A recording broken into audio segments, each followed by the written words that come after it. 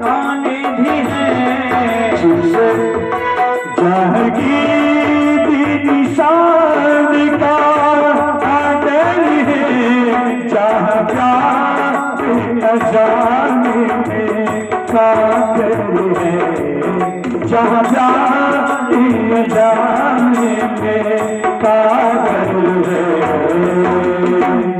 वही देश बना के उसी घड़ी में देश बना करके उसी घड़ी में हमें चाहते हैं कभी ना कभी याद सलाम दया दया भी करेंगे कभी ना कभी यदि नाथ सलाम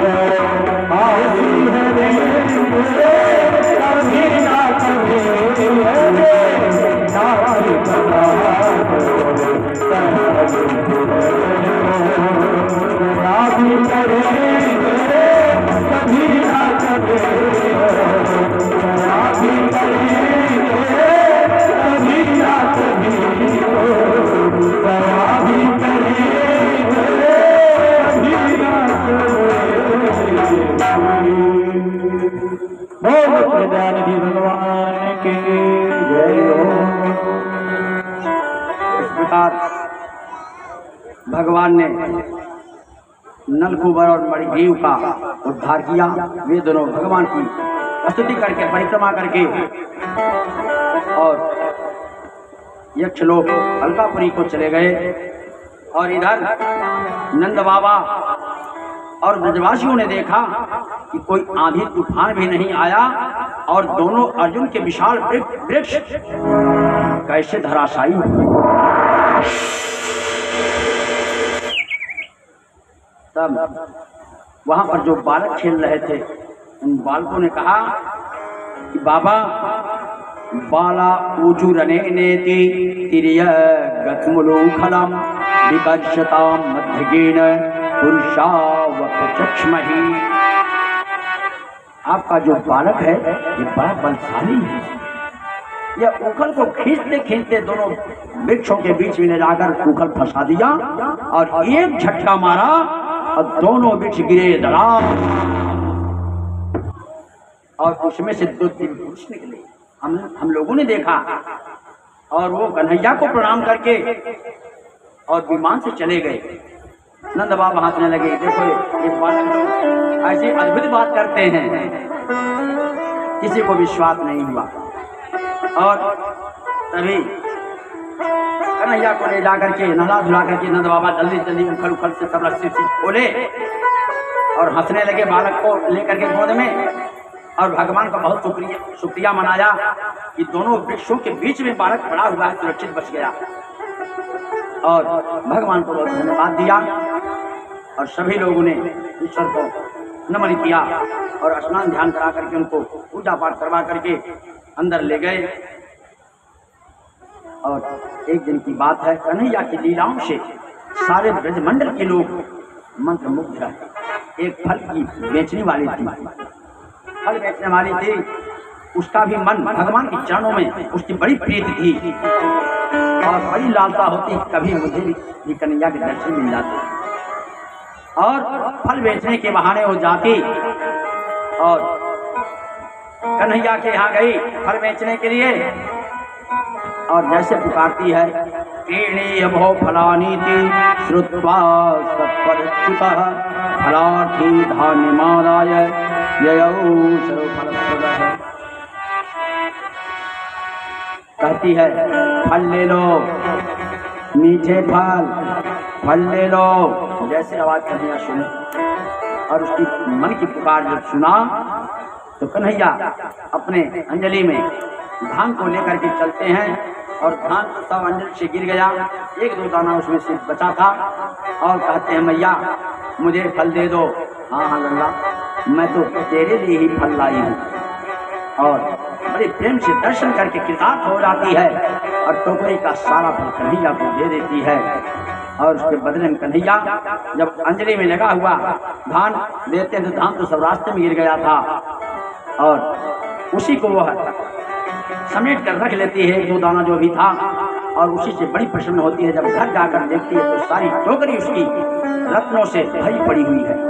कहने का तात्पर्य है, अगर आप भाव से भगवान का भजन करते हैं, भगवान भाव के भूखे हैं, प्रेम से सच्चे मन से आप भगवान का अगर आराधना पूजन उनकी कथा श्रवण करेंगे तो भगवान आपकी सभी मनोकामनाएं पूर्ण करेंगे। बोलिए भक्तवत्सल भगवान के। और इस प्रकार एक बार व्रत की धूल में वो खेल रहे थे, तभी रोहिणी जी ने उनको पुकारा, लेकिन रोहिणी की पुकार सुन करके वो बालकों के साथ खेल रहे थे, वापस नहीं आए। तो बालकों के साथ कन्हैया खेल रहे थे और अपने शरीर में पूरा व्रत की मिट्टी वगैरह लगाए हुए थे। यशोदा ने कहा कि दोनों पुत्र सुबह से ही खेलने में लगे हैं, कुछ खाए पीने बुला कर लाओ उनको और दोनों आकर के स्नान ध्यान कर लें और भोजन करें। यशोदाम प्रेषयामास रोहिणी पुत्रवत्सलाम, लेकिन रोहिणी के पुकारने पर राम बलराम नहीं आए। तब उन्होंने कहा, दीदी आप ही बुलाएंगे तभी दोनों आएंगे। तब यशोदा ने कहा, हे रामागच्छताताशु सानुज कुलनंदन रातरेव पिताहारस तद्भवान भोक्तुमर्हति प्रतीक्षते त्वां दाशारः भोक्ष्यमाणो गदाधिपः। यशोदा कहती है, पुत्र तुम दोनों शीघ्र आओ और जल्दी स्नान कर लो और भोजन के लिए बैठ जाओ। देखो ब्रजराज जी भोजन करने बैठे हैं, तुम्हारा इंतजार कर रहे हैं, जल्दी चलो। जब इस प्रकार पुकारा तब दोनों आए, दोनों का हाथ पकड़ करके यशोदा जी लाती हैं, स्नान करा करके और उनको भोजन कराती हैं, स्नान करा करके और कहते हैं जल्दी स्नान कर लो, आज तुम्हारा जन्म नक्षत्र भी है। घोर सरितांग स्वम पुत्र मज्जनमावह जन्मर्क्ष मध्य भवतो विप्रो विप्रेभ्यो देहिका शुचि। जल्दी से स्नान ध्यान करके कपड़ा पहन करके शुद्ध वस्त्र पहन करके, आज तुम्हारा जन्म नक्षत्र है, ब्राह्मण को गौ दान का दान करो।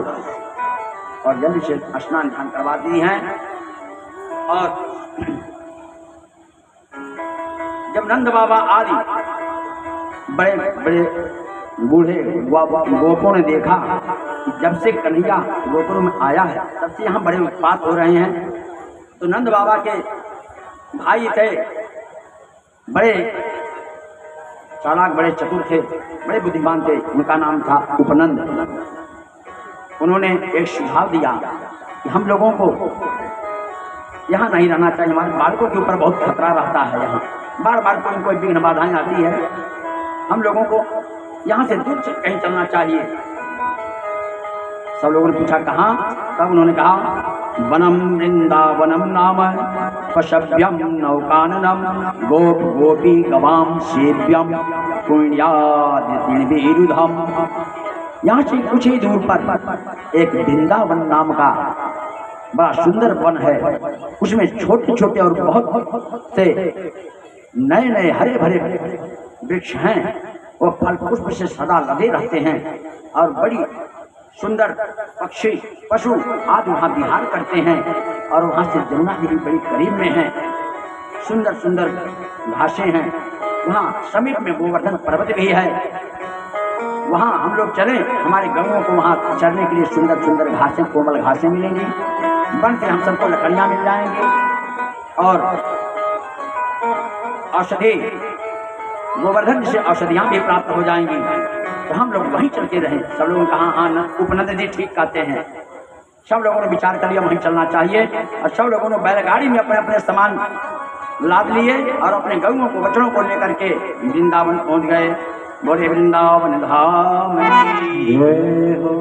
वृंदावन धाम अपार, वृंदावन धाम अपार, जपिया राधे राधे, वृंदावन धाम अपार, जपिया राधे राधे, वृंदावन धाम अपार, जपिया राधे राधे, वृंदावन धाम अपार, जपिया राधे राधे, जपिया राधे राधे, जपिया राधे राधे, जपिया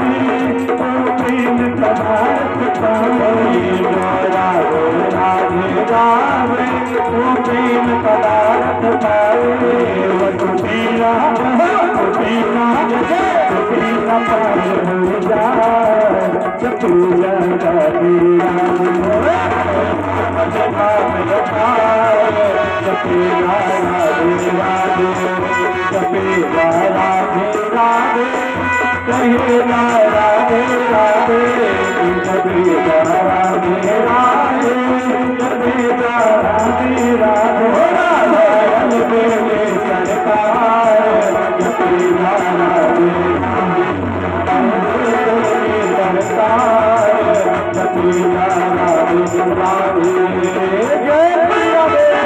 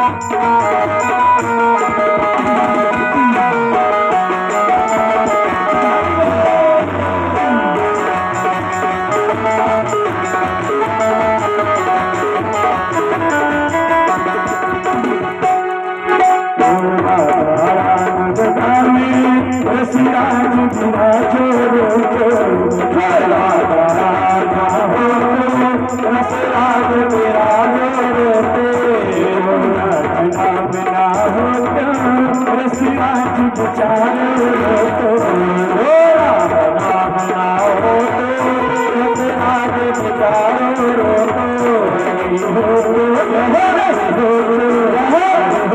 कृष्ण अवतार जपी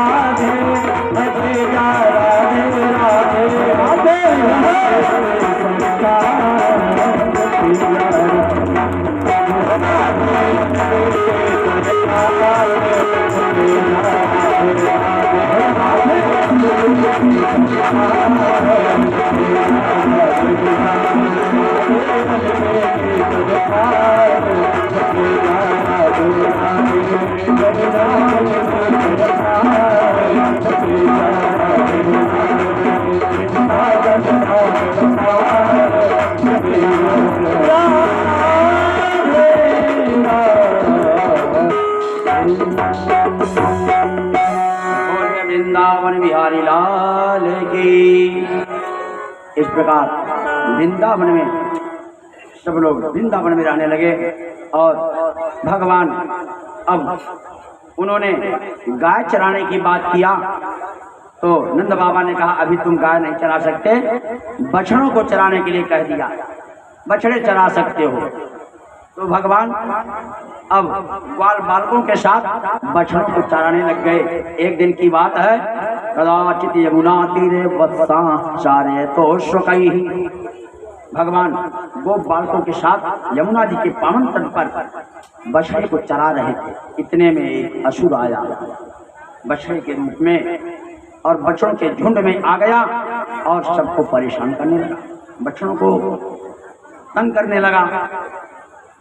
कन्हैया ने बलराम को दिखाया, कन्हैया पहचान गए ये असुर है, दिखाए ये जो है ये बछड़ा जो आया है या हम लोगों के बछड़े में से नहीं है, ये असुर है। इशारा कर दिया, तम बत रूपिणम वीक्ष बत योधगतम हरि दर्शनम बलदेवाय शनैर मूर्धतिवाशदत्।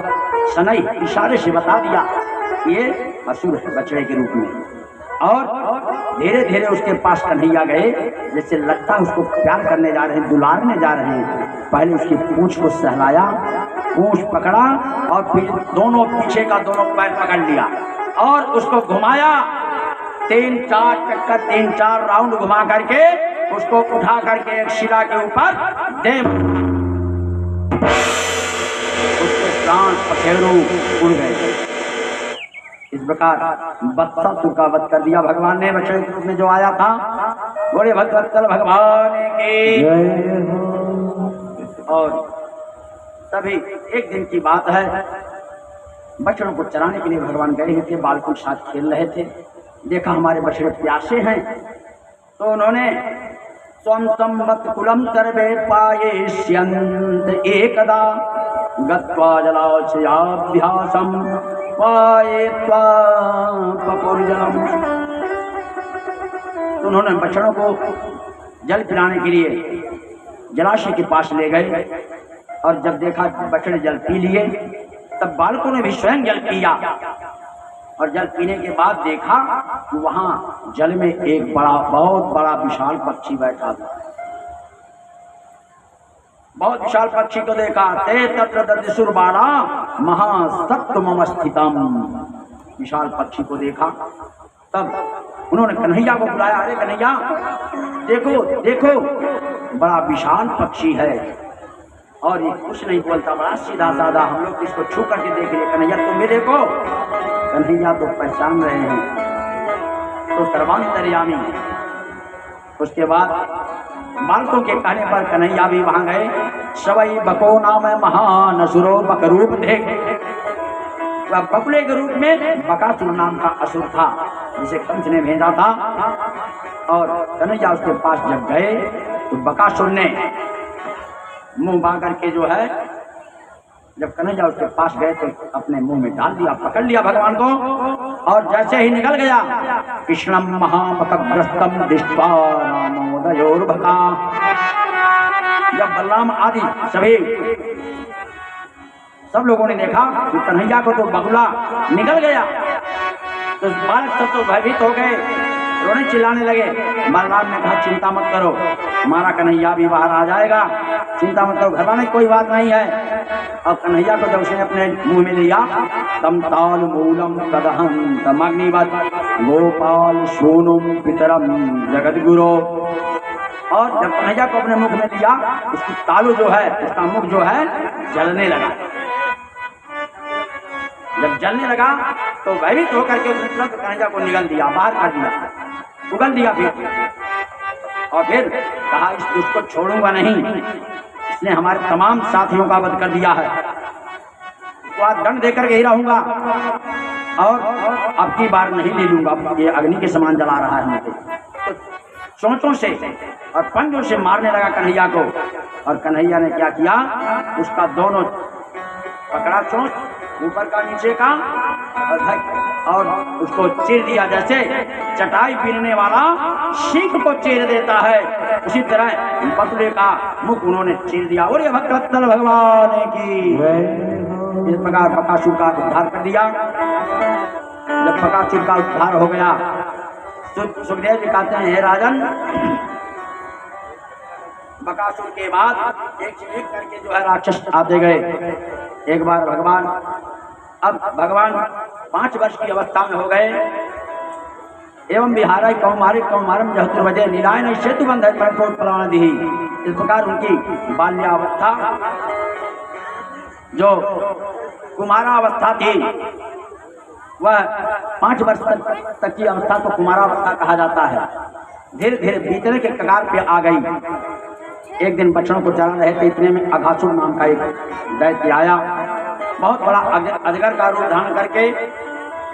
और इनके बछड़े चरते चरते जंगल में बहुत दूर जाने लगे। और वह बहुत विशाल काय अजगर पर्वत की गुफा जैसे मुंह फाड़ करके पड़ा हुआ था। और सब लोगों ने सोचा ये कोई नई गुफा दिखाई दे रही है, पहले तो नहीं थी, हो सकता हम लोग यहाँ नहीं आए हों, आज पहली बार देख रहे हैं। बछड़े चढ़ते चढ़ते उधर जाने लग गए, बालक भी उनके साथ साथ उधर गए। अब कुछ लोग उसके मुख में चले गए गुफा समझ करके। जब सब लोग चले गए, कन्हैया सबसे बाद में तो पीछे हैं। अघासुर सोच रहा था। अघासुर कहते किससे हैं? अघ मतलब पाप, पाप का ही जो असुर है, पाप रूपी जो असुर है, वह अघासुर है। पाप का जो समूह है वही अघासुर। तो जब सब लोग चले गए तो कन्हैया का इंतजार कर रहा था, और बच्चे जब बालक लोग उसके उधर में गए कहे यहाँ तो किसी मांस आदि की दुर्गंध आ रही है, लगता ये भी कोई असुर है। आप तो लोग चर्चा कर रहे हैं तो कोई विषय में कह रहा है, अगर असुर भी होगा तो क्या हुआ, जो काम बकासुर का हुआ, पूतना का हुआ, तृणावर्त का हुआ, वही काम इसका भी होगा। हमारा कन्हैया है ना, तो क्या चिंता है। और इतने में भगवान उसके मुंह में प्रवेश कर जाते हैं। जब भगवान प्रवेश कर जाते हैं तो मुंह बंद कर लेता है और अपने शरीर करने लगता है, और भगवान अपना विशाल शरीर उसके उदर में जब बढ़ाते हैं, उसको चीर करके जो बाहर निकलते हैं, उसका काम तमाम हो जाता है, अघासुर का संहार हो जाता है। बोलिए भगवंतर भगवान की। सुखदेव जी ने कहा है राजन, यह 5वें वर्ष की लीला है, कुमारावस्था की, और 5वें वर्ष के बाद 6ठे वर्ष से पौगंडावस्था होती है।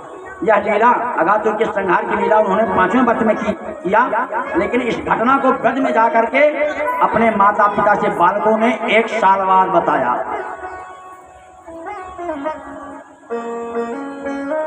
1 साल बाद बताया, क्योंकि जब वो बकासुर का वध हो गया तो उसकी जो है जो केचुल होती है बहुत दिनों तक वहाँ बालकों के खेलने का स्थान बन गई, और जब उसका संहार हो गया तो भगवान वहाँ बैठ करके सभी अपने साथियों के साथ कलेवा कर रहे थे, और बछड़े चढ़ते चढ़ते कुछ दूर निकल गए। अघासुर के मरने के बाद बालकों के साथ बैठ करके सब लोग अपने अपने घर से जो भोजन ले गए थे करने लगे और एक दूसरे को खिलाने लग गए। भगवान एक दूसरे के मुंह में खिलाते और उसके मुंह में लगा हुआ भी खा लेते। ब्रह्मा जी ने देखा, बड़ा इनका नाम सुना नारद जी के द्वारा, उनको हुआ कि ब्रह्म नहीं हो सकता, देखने के लिए आए। अद्भुत कर्मों को जब सुना ब्रह्मा जी तो इनके चरित्रों को देखने के लिए आए, तो उन्होंने देखा ये तो साधारण बालक है, ये कोई विशेष बालक नहीं दिखता ऐसे। हाँ, इन सब गोपों में थोड़ा श्रेष्ठ है, ये परमात्मा नहीं हो सकता। अरे परमात्मा दूसरे का जूठन खा रहा, खिला रहा, परमात्मा नहीं हो सकते। तभी ब्रह्मा जी ने कहा अगर परमात्मा होंगे भी तो मैं इसकी परीक्षा ले लूं। जो बछड़े चढ़ते चढ़ते दूर निकल गए थे तो बालक लोग भोजन कर रहे थे, उन्होंने कहा कि अरे कन्हैया बछड़े तो बहुत दूर निकल गए, घर जाकर हम लोग क्या कहेंगे अगर बछड़े नहीं मिलेंगे तो। कन्हैया ने कहा ठीक है, तुम लोग भोजन करना बंद मत करो, मैं बछड़ों को हाथ करके लाता हूँ बुला करके। कन्हैया बहुत दूर तक गए और वो भी भोजन करने जा रहे थे, अपने हाथ में दही भात का कवच लिए हुए और एक हाथ में 5 जो अंगुलियां हैं, एक में अचार, किसी में जो है आम का है, किसी में नींबू का है, तरह तरह के अचार अंगुली में फंसाए हुए हैं, और एक हाथ में दही का और चावल का कवल ले करके कहते हैं तुम लोग भोजन बंद मत करो, तुम भोजन पाओ और मैं बच्चों को लेकर के आता हूँ। जब कन्हैया जाते हैं बच्चों को पुकारते हैं तो बच्चे जब दिखाई नहीं पड़े और उन बच्चों को ब्रह्मा जी ने चुरा लिया, उन बच्चों को ब्रह्मा जी ने चुरा लिया। और जब कन्हैया बछड़े को नहीं पाए तो लौट करके इधर आए, तो जब तक इधर आते हैं तब तक वो बालकों को भी ब्रह्मा जी ने चुरा लिया और सबको ले जाकर ब्रह्मलोक में रख दिया। कन्हैया समझ गए और उस दिन बलराम जी नहीं गए थे बछड़ा चराने के लिए, तो भगवान समझ गए ये ब्रह्मा जी की करतूत है। तो भगवान ने क्या किया, जितने बछड़े और जितने वो बाल ब्रह्मा जी ने चुराए थे, ठीक उसी रूप रंग आकृति उतनी ही अवस्था वाले बछड़े और बालक बन गए भगवान। यावद यावत् करान्यादिकं यावद् यष्टिविषाण वेणुदर्शे यावद् विभूषाम्बरम् उनका जैसे वस्त्र आभूषण, जैसे रूप रंग उनके थे, जितनी अवस्था थी उतने ही अवस्था के बालक और बछड़े बन गए भगवान स्वयं। और जब संध्या के समय जब बछड़े बालक अपने अपने घर ले जाते तो उसी समय जो है भगवान शाम को लेकर घर चले जाते। इस प्रकार ब्रह्मा जी, इस प्रकार मनुष्यों की अवस्था से 1 साल बीत गया और ब्रह्मा जी का तो 1 क्षण मात्र बीता ब्रह्मलोक का। ब्रह्मा जी के मन में आया जरा चलूं देखूं वहां गोकुल में क्या हो रहा है, बछड़े और बालकों को मैं चुरा लाया हूँ। जब यहाँ आए तो देखे कि जितने बछड़े और बालकों को मैं चुरा के लाऊं सब वहां हैं, विद्यमान है। ब्रह्मा जी ने सोचा है बछड़ों को तो मैंने चुरा लिया था, बालकों को ये कैसे यहाँ आ गए। फिर ब्रह्मा जी गए तो देखा ब्रह्मलोक में भी है, यहाँ आए तो यहाँ देखे। ब्रह्मा जी स्वयं मायापति की माया में मोहित हो गए ब्रह्मा जी से। तब फिर भगवान ने भी विदा किया। ब्रह्मा जी एक बार आए यहाँ वृंदावन में देखने के लिए, तब तक भगवान वहां पहुंच गए ब्रह्मलोक में। और ब्रह्मा जी का वेश बना करके पहुंचे और गए तो जो दरबान थे उनसे कहा देखो आजकल बहुरूपिया बहुत घूम रहे हैं, बहुरूपिया बहुत घूम रहे हैं, कोई हमारे रूप में ब्रह्मा बन करके भी आ सकता है। देखना अगर हमारे रूप में कोई ब्रह्मा बनकर आवे तो उसको महल में अंदर ब्रह्मलोक में प्रवेश मत करने देना।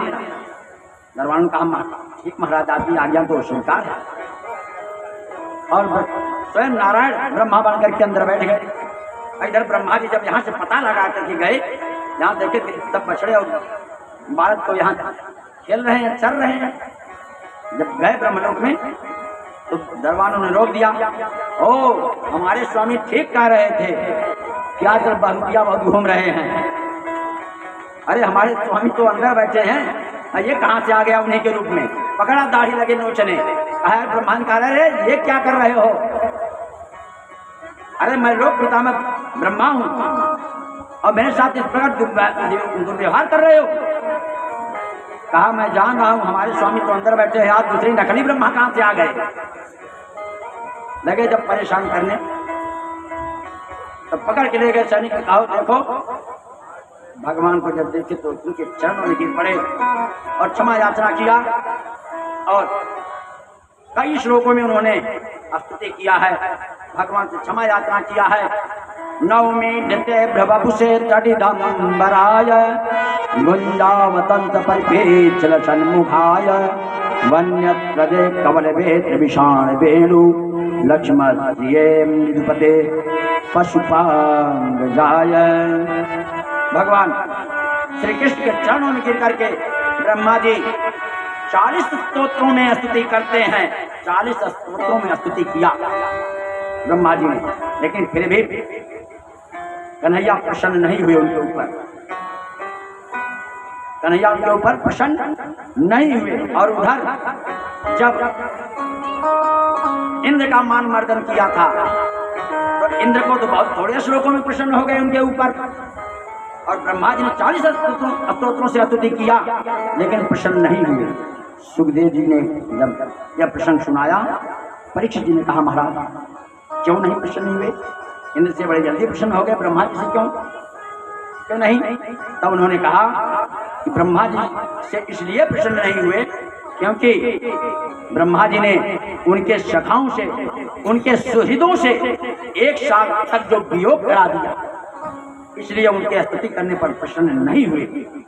यद्यपि अपराध इंद्र ने भी किया था लेकिन इंद्र ने उनके बांधवों से उनका वियोग नहीं कराया था, इसलिए उनके स्तुति करने पर इंद्र के ऊपर प्रसन्न हो गए, लेकिन ब्रह्मा जी के ऊपर भगवान प्रसन्न नहीं हुए। अंत में स्तुति करके और 3 बार परिक्रमा करके ब्रह्मा जी ब्रह्मलोक को चले जाते हैं।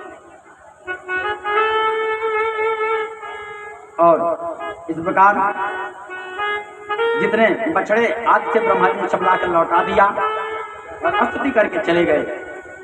अब जब से वो बछड़े, और सुखदेव जी कहते हैं राजन एक बार की बात है, जितने बछड़े और वो बालक बने हुए थे वो सब तो भगवान ही थे। और जब वो बछड़े एक बार चढ़ते चढ़ते जब पर्वत की गोवर्धन पर्वत की ऊंची चोटी पर चढ़ गए, तब जब गौओं ने देखा कि हमारे बालक गोवर्धन पर्वत की ऊंची चोटी पर चढ़े हुए हैं, जो बंधी हुई थी खूंटों से, हुंकार मार करके खूंटों को उखाड़ लिया और सारे ब्रजवासी उन गौओं को रोकते रह गए। कोई नहीं रोक पाया और दौड़ करके जो पर्वत शिखर के ऊपर जहां बछड़े चल रहे थे वहां पहुंच कर अपने स्तन को पान कराने लगे। यह लीला देख करके बलराम जी ने उनको बड़ा आश्चर्य हुआ कि आज क्या हो गया इन गौओं को, कोई किसी के रोकने नहीं रुक रही हैं, इसमें कोई कारण अवश्य है।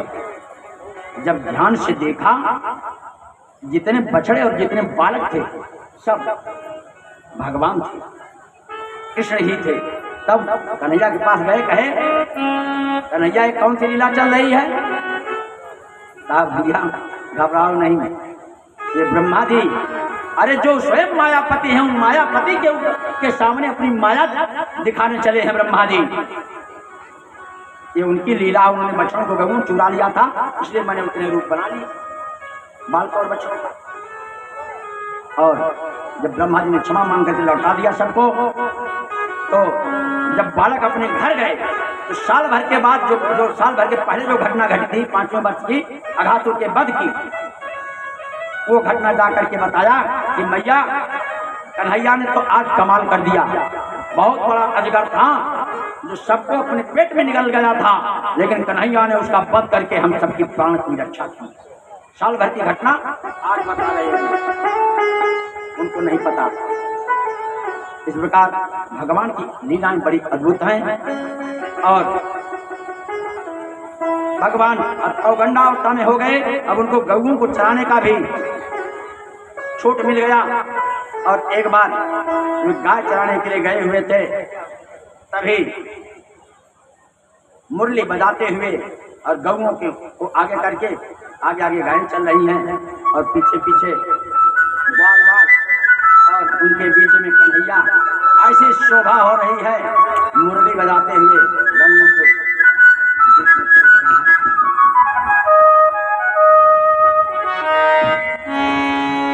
छोटे छोटे गैया छोटे छोटे गाय, छोटे छोटे गैया छोटे छोटे गाय, छोटा समय छोटे छोटे गैया छोटे छोटे गाय, छोटे छोटे गैया छोटे छोटे गाय, छोटा सा छोटा सा मेरा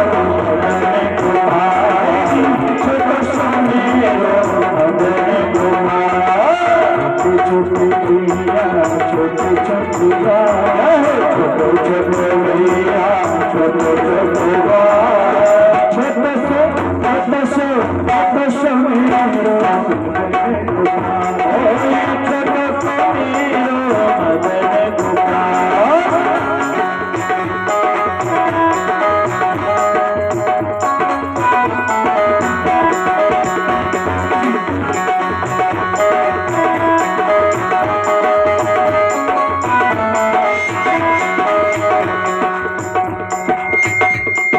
आगे आगे गैया पीछे पीछे आगे आगे गैया पीछे पीछे आगे आगे गैया पीछे पीछे आगे आगे गैया पीछे पीछे पीछे में मदन गोपाल, पीछे में मेरो मदन गोपाल, छोटे गैया छोटे छोटे गाय, छोटे छोटे गैया छोटे छोटे गाय।